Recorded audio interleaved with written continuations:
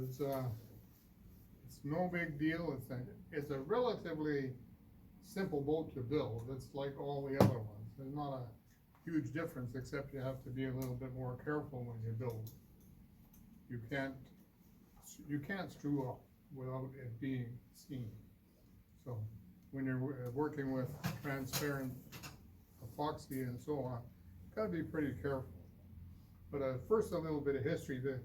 The name of Chris Craft came from Christopher Columbus Smith. In around 1870, he started building boats to help his brother. They built fishing boats and duck hunting boats, stuff like that. And they became very popular because they were well made. And as time went on, they realized that maybe the boat building business would work for them. So they went directly from making these little boats to racing. And Chris Craft really started with Gar Wood, who was another one of the guys. He worked with Chris Columbus Smith to make a racing boat, and they actually won world records for the speed of their boats. And they were relatively easy to make, in a way. They were built like that, but longer and leaner. But engines, the World War I had just kind of was settling down, and they were buying surplus 16-cylinder Liberty motors.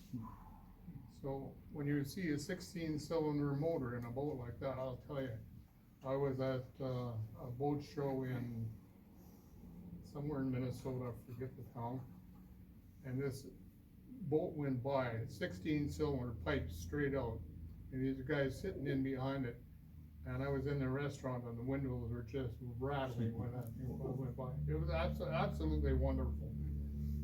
I can imagine what the people writing, the editor, the Free Press in Winnipeg would say about something like that. After the racing time, then they decided to create this company to build recreational boats like that. First runabout was built in 1922, and they used only the best materials, but they decided the only way they could really make money at this would be to build a lot of them. So they used car manufacturing techniques to build those boats. They got cabinet makers, but the cabinet makers would have to build just certain parts and put them on, and they had a line going, and because of that, they made more boats than anybody else in the world. They were by far the largest manufacturer of quality boats at that time. During the 20s, they were very popular, and then of course the Depression came along, 1929, that's about when this was introduced, and you'll notice they got a new designer in who built the upsweep in the deck. Well, that cost money, so in 1931 they eliminated that and went back to a flat deck again because they had to cut costs. And they also went to a utility boat. Instead of having a center piece like this, they had the motor in a box in the middle, called a utility boat, and they left out a lot of the other stuff off because they were trying to compete with boats that were selling for $500. And Chris Craft was, at that time, a boat like that was about $2,500. You can imagine what that would be translated to today. The Depression got them through. They were able to continue to make boats of a cheaper variety. They actually used paint on some of them, and they saved money wherever they could. But it was a family organization. They as a family were able to put this together. And then World War II started, and that's where Chris Craft really came into their own. They made landing craft, and they made 10,000 of them. And you can imagine the kind of money that poured through their hands at that time, building stuff for the government. After that, about 1968 or so, the wooden boat thing died because of fiberglass. People get a fiberglass boat cheap, and so those things were, I guess, they became antiques or something. Nothing wrong with that. But they made the last wooden boat in 1972. Then they sold off the company, and you can still buy Chris Crafts today. They are the most gorgeous things you could ever imagine. They're beautiful boats. If you go to the internet, plug in Chris Craft, you'll see how their boats stand out against just about anybody else's. They're gorgeous, and they're not made like that anymore. They're fiberglass and stainless steel and carbon fiber and who knows what else. They started in Algonac, Michigan, and their days ended in around 1970. They finally sold the whole firm off. It's now owned by a different number company or whatever, and we won't be seeing boats like that anymore, except by the small owners who still make the odd boat like that custom. If you're willing to pay for it, they'll build it. So now we get down to the building. The Dumas gets a lot of static for a lot of things.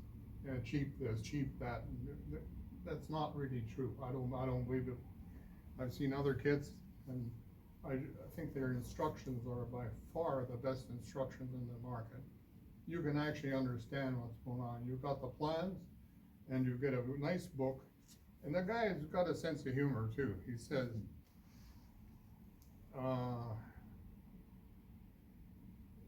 read the entire instruction book before you begin to build. Enjoy the experience.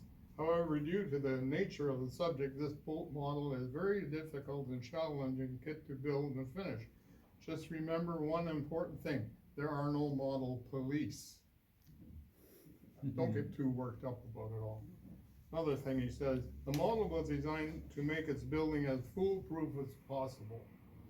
However, I recognize that nothing is proof against a really determined fool. Well, that's a good line. And another warning, I love these. I actually highlighted them so I see them as I went along. From the moment on, the cabin sides are very fragile. Now he's talking about the cabin cruiser, which I just completed. I didn't bring it today. I thought we'd start with this. They will crack easily, really easily, if you apply any pressure on them. Say, for instance, you grab the side of the boat to lift it up. Not careful, you'll hear that familiar crack.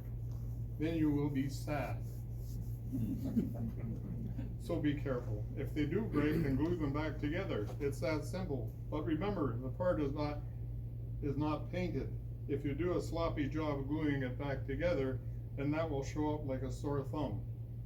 You'll be the laughing stock at the lake. So you've been warned.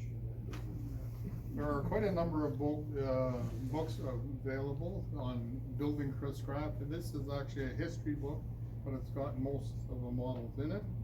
It's interesting, and I find that before I build a boat, I want to be excited about it. There's nothing as, I think, boring as building a boat you don't like, or finding out after you're halfway through you wish you never would have done it. I've done it. I actually stomped on one, not a boat. I stomped on an airplane. I built the thing, got it to the point where it was going to cover, couldn't stand it anymore. I just put it down, and that was the end of it. No more problems. I didn't have to think about it. It was over, gone, done. And I felt pretty good about that one, actually. But now I kind of wish I had it back. But so, we're going to go with conventional wood planking. This thing is planked twice. It's planked on the inside, and then it's planked with mahogany on the outside. So basically the boat is like most other boats. It's built upside down. You put up the framework, put on the stringers, do all that, and then you start your planking. Well, this one takes planking of birch. And this, it goes like this and it goes sideways, Oh. all the way along. And when you've done the birch and got it to fit real good, then you start with the mahogany. And you lay that on top, but not before you take the pieces, take about a stack of about 6 of them or so. And then gently sand the edges so that they'll fit nice and clean. There's always little lumps on them, and if you do that, it will fit better. That's one thing to consider. In the Chris-Craft manual, they tell you to use, when you're planking the mahogany, you use CA.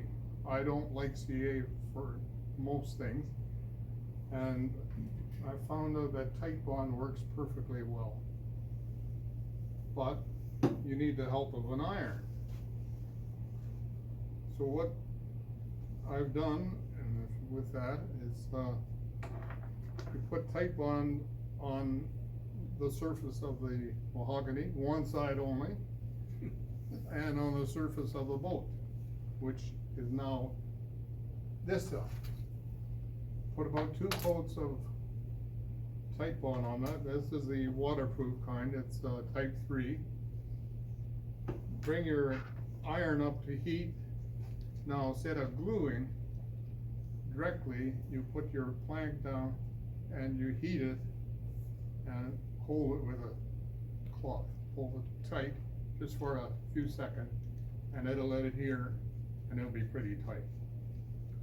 And if you're very careful, you can make all the adjustments later. You can't do that with CA.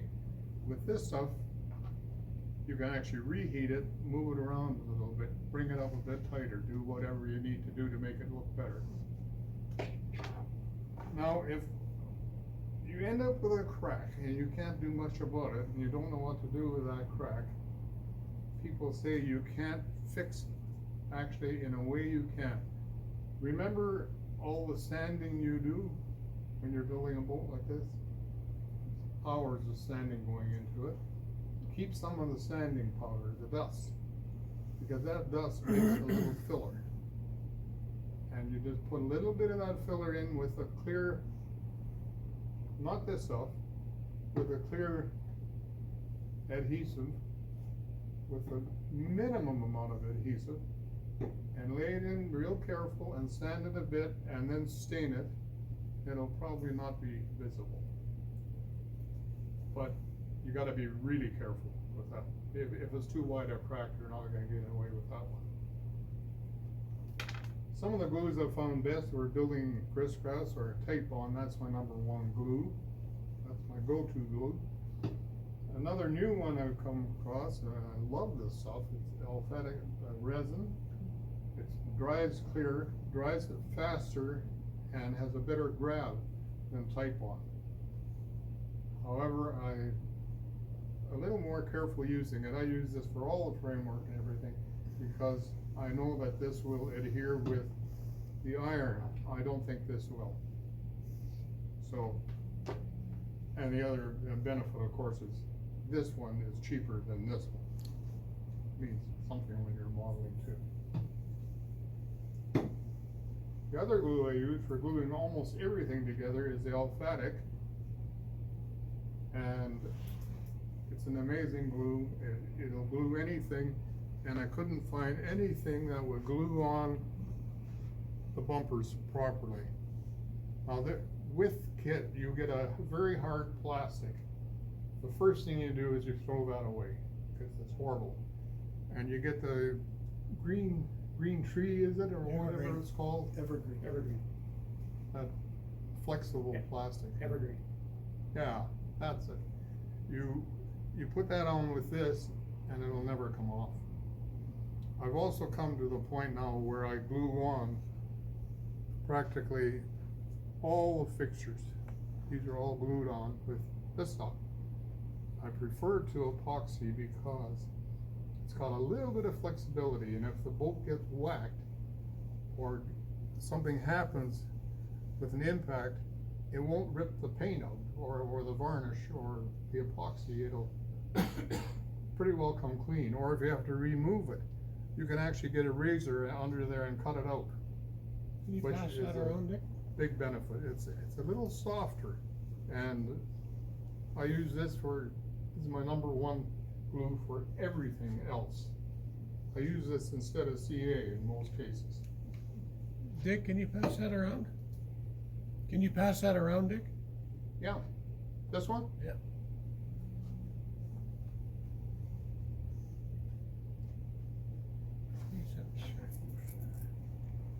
So what is Send it CA? down here. Super glue, super glue. What's that? CA, what is CA? What is it, the instrument? Crazy glue, Cyanide. right? It's Call like it crazy super glue? It's super Crazy That is glue, it. yeah. Cyanide. Yeah. So I built my super Crazy sport. glue will glue your fingers together. But what I don't like about CA, it gets too hard. It gets quite brittle. And this stuff will never do that. You have to wait a little longer, but a couple of minutes, you know, it's not like you gotta wait all night long for it to dry. Whereabouts do you get this one? Whereabouts do you buy this one? Where? Where would you buy that? I got that Eliminator. They're the only people who have it in town. So what we used to. Turn it on, yeah, solid roll. Now, once you get your boat all sanded and it's looking beautiful, then sand it again. Once is not enough, twice is not enough, 3 times is not enough. You'll always find more, keep going. And, Marlise says I spent about 30 hours sanding that thing. She's not far wrong, I don't think. And mostly outside and sitting on the deck, and the weather was nice. It felt pretty good. You know, a bit of music in the background. However, once you get to the point where it's done, now then you have an option. You can put a stain on it. The stain mixes with water, and it's a water-based stain, and it spreads very beautifully. It's not gonna come up blotchy, it's gonna be smooth. The interesting thing about this is it's kind of frightening. When you first stain it, the boat turns pink. The stain makes the mahogany pink. And you figure, how am I ever gonna get this thing back to normal? As soon as you hit it with epoxy, it turns into that. They're totally different color. So that's good. And it's an option, you can use it or not. You can use 2 coats if you like it darker. I prefer my boats a little darker, as you can see, so I probably got 2 coats of that on that one there. Dick, did that come with the kit? This comes with the kit. Oh, okay. Yeah. Another stain that I swear by is this stuff here. I use it all the time for everything. And to give you an idea, this also is water-based, dries that you can paint over it in about an hour. It's absorbed very quickly, dries very quickly. And I was looking for a color that was close to mahogany. So that's not too bad, you know, and it depends on the wood. But different woods will come up a little differently. However, to get this color, I mixed 3 different stains, all of the same brand. One is walnut, one is wheat, and the other one's sesame. And I have about a dozen bottles of various stains, including whitewash, raspberry, you name it. They make every color you could imagine, green, blue, whatever. It's great stuff. And I make most of my furniture with that.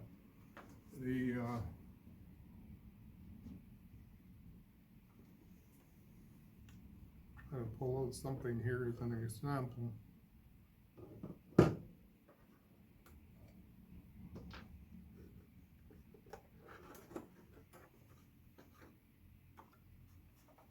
All of this is stained. It's not actual mahogany, but it's a pretty close match. And you can do the floor as well, as you can see, a little different color. I wouldn't do the actual mahogany outside. On this one though, I noticed the mahogany that came in the kit had quite a few different colors in it. Very interesting. So I decided to put that in the deck, and I've got dark and dark, and I paired them off, and I got darker and lighter stripes in here, and some that are almost cherry colored, that are kind of reddish. So just for interest's sake. Dick? Dick? Yes. Dick, where'd you get the stain from? Which one? Where do you get those stains from? Home Depot have that one. I know where I get them. I get them from Windsor Plywood, but I've seen them in other stores as well. Home Depot lumberyards has and that. It's about well, it used to be about $9 a bottle, and now it's around 15. But it goes a long, long way, and you give it a good shake before you start. But I make all my furniture with it. The commuter that I just built, basically blocks of balsa wood, and I sheet it with this stuff, trim. And by the way, if you're looking for trim, now's the time, if they still have it. Windsor Plywood have this trim 3.5 inches wide, and roll is about that big, regular about $55, $59 for $9.95. And I use that to make all the furniture. Basically, again, get a piece of block of balsa wood the size you want, put this on top, iron it on, and sand it and paint it, or stain it. And then you've got furniture, all kinds, anything you can imagine. Now, not the last, but getting close, the chrome. This stuff, when I saw what I got in the kit, and I saw this sample, I figured there's no way I'm gonna arrive at that level, to get it that smooth. And actually, it's incredibly easy to work with. You stick it on, make sure it's right, and then you work it down. I have a 3/8 inch dowel piece about that long. I work it down and just keep rubbing it, and every wrinkle and every imperfection will disappear. It's amazing. So if you screw up and you use their stuff that they give you, you can make yourself another one using plumber's tape, same thing. So if you want to chrome up a few things, go ahead, this will do it. And now, last but not least, what do you do with all these awful looking chrome parts? Some of them are really dreadful. And first thing you gotta do is you gotta smooth them down and make them look right. Take off the flashing, but by now there's no chrome left. This is the Krylon paint actually does the job. It looks like chrome when you're done. Give it a spray, but don't even think of touching it for about a week. Just leave it somewhere where you forget about it, because you touch that stuff, it immediately will get dull. So just let it get really dry and shiny, and you'll be good shape. Now, I think that pretty well covers most of the things that might cause difficulty. You have to be careful with CA, as I said. When you get CA on the outside, it gets dark. And it'll leave a mark. And if you're gonna stain it, it won't take stain there. So now it's gonna look different than on all the other wood in the boat, and that's kinda dreadful. Now, Bruce can identify with me on this stuff, he's built a couple of Chris crafts as well. How was your experience with this? I enjoyed it like you do. I think it was, they're a lot of fun to build. And, the tips you gave me, the first one I built, the first one was PVC. Oh, yes, thank Planking. you for mentioning that. And, it wasn't as nearly as nice to work with. So I would have preferred, the second one I built was a 56 Continental, and it had wood planking. And I used your technique of, your tacking iron actually, and tack with the tag on, and that was a pleasure, just to build with that.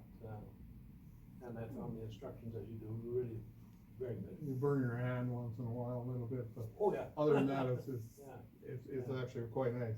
They're fun to Yeah. build. What I didn't mention is that some of the Chris crafts now come with that, instead of this, they have a PVC underneath. Terrible. And it comes in sheets and you glue it on. But I think you might have trouble with the heat gun, I'm not sure, did you? No, It worked okay? I don't think you can use heat gun with the Okay, PVC. So I used CA glue, and that was no fun. Lost a lot of skin off the fingers. Yeah. And, my, 3 days and it'll be gone. Oh. my commuter boat was different again, because of it was a very straight design, very simple. They didn't go to this or planking, all they do is lay a sheet of plywood over, very thin plywood, maybe 1/16, even thinner. And then you plank that plywood with mahogany. But it worked pretty well, and, the interior of my, commuter boat, most of the paneling is cigar box wood. My son has gone to Cuba a few times, come back with cigar boxes, and they got the most beautiful woods in there. I use that as paneling for the rooms and for the different bulkheads and so on. That's it, unless there's questions. I'm just starting the Chris craft. And, I'm at a point now where I'm gluing in the bulkheads onto the, what do they call it, the skier, shield? Shines. No, Shears? It's the under deck, it's upside down. Okay, yeah. Oh, the sheer. So, anyway, I'm gluing on the bulkheads. And, right in the beginning of the manual, they have the types of glues. And when I got to the point to take the 2 pieces of the keel, which is like, so like this, yeah? Oh, yeah. The 2 1/8-inch, yeah? And they say glue them together with epoxy.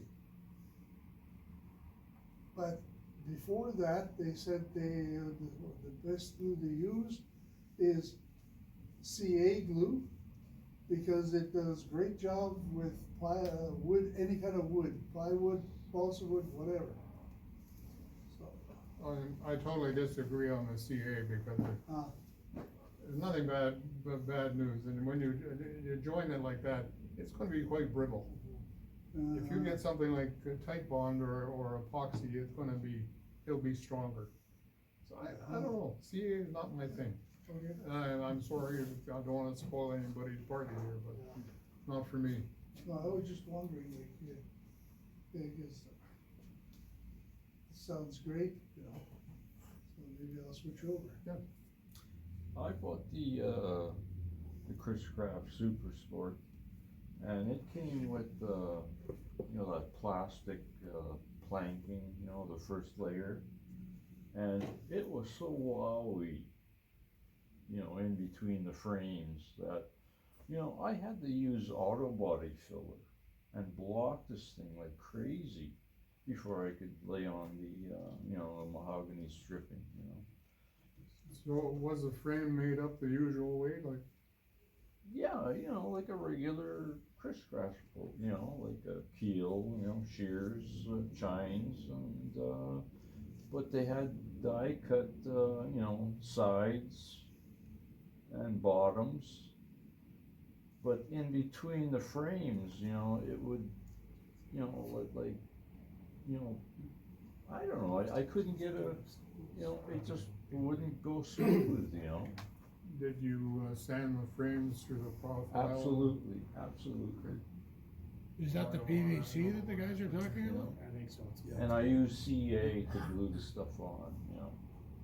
In hindsight, what I would do next time is between the frames, you know, from the keel to the chine, I would run maybe 1/4 inch spruce, you know, like, you know, just for support, you know, Yeah. so that I wouldn't get this bowing, you know. I don't know what happened there. You know, But- well, I'm giving CA a hard time here, and I just finished using a lot of it. By that I mean a little tube boat like that. I had to put 92 1/8 inch rings on a hatch cover for my Clyde puffer. Wonderful adventure. My eyes completely went banana. I felt like one eye was out here and the other one was back here in the morning. I had a terrible headache. But the CA I used was the gel. You didn't mention that to me. Have you used that? Paul? Gel? Which one? I've never used the gel before. But I've used some of the gels that come in tubes, yeah, that are It was, rubberized. it was perfect for what I was doing. Yeah.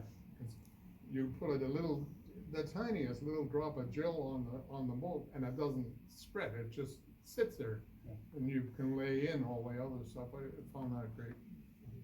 Some of them are kind of rubberized though, so God help you if you get it on the outside of a piece of wood, because it's a mess to clean up. But you're saying a CA gel, like a medium CA? And the other thing too, if you're working for a living and you're looking after kids, you never have enough time, so you use CA, right? I don't have any of those problems, I can take all day to do whatever I wanna do, so I don't worry about stuff like that. Unless Lloyd tells you different. Dick? when I built airplanes, boats, you name it, I always use Zappa gas.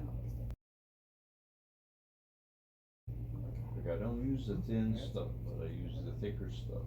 It gives you a few seconds to, you know, be able to get, you know, pull it off and reposition it. But, Well, I like the gap sealing properties. that alphatic glue that I passed out there, I think, when you put something together with it, let's say this, and you put that together, it'll take about a minute, and then it's already held. It's not glued, you know, cured, but it'll hold it enough, so you can leave it and go to something else. How does it sand when you get like, you know, Works great. so it doesn't, like when you stain it and that, the line doesn't show or anything like that? Absolutely. Especially for, I was concerned about sanding, you know, if this is CA, any CA in the cracks, that'll show. If you don't get it tight and the CA comes out just a little bit, it's gonna stick and you can't get it off. You can sand till Dick, you when get you were- right through and it's still there. Dick, when you were talking about fixing cracks earlier, you mentioned you mixed up some of your sawdust from the mahogany sanding Yeah, with the glue, the white glue or the alphatic glue. Have you ever considered mixing it with the stain that you're gonna use? well, I found that if I use a minimum amount of glue like this, Mm-hmm. to put that, what I do generally is, I powder the crack, put the Yeah. powder in with this sanding dust, put a little glue on top and give it a quick wipe, and then a wet cloth, because this stuff is water soluble. Mm-hmm. And you can more or less smooth it out, and then you use a bit of stain, and the stain will still be absorbed. Just don't use too much glue. You're using stain when it's still wet? You're using stain when the glue is still not cured? Yeah, Okay. yeah. Cause I've heard of people using sawdust mixed with the stain that they're ultimately gonna use on that wood. Well, I found that the sawdust comes out the same color as the rest of the boat if you use that stain. Well, yeah, what I'm getting at is sometimes these glues won't hold the stain later on. Oh, yeah, then the glue is already dry. Is Yeah. that what you're talking about? Yeah, but you're adding the stain before the glue dries. Yeah. You gotta get it in there pretty quick. Right. Now, they say that, I noticed that this says, takes a stain. I don't know what that means. May I have a look at that? Well, I assume then that once it's cured.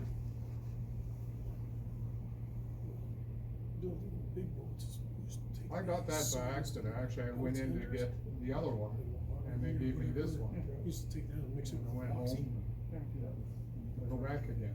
And just spread it right in and it changes the color right then and there. Nothing I like better than going to the store, we've got to wait outside. May I ask where you got the chrome spray from, the crown? The chrome spray is just that. It's pretty sensitive to It's touching like that. a chrome pen that I use for my plastics. Yeah. But You know, where do you a get lot of this, chrome paint doesn't look like chrome paint. Where do you buy it? Anybody want to see it? Where would you buy that one? I have some. I looked all over Hell's Half Acre for this, I'm telling you.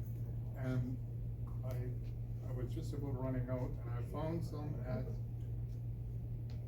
that hardware store. No, wrong. Michael's. Like, Locked away up there, way high. I saw it sitting there, these chrome cans, and I took another look, and this is exactly that.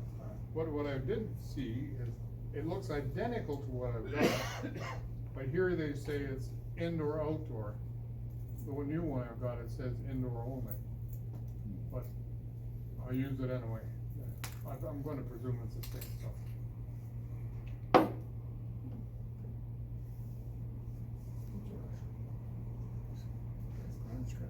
That's it? Go build yourself a Chris trap.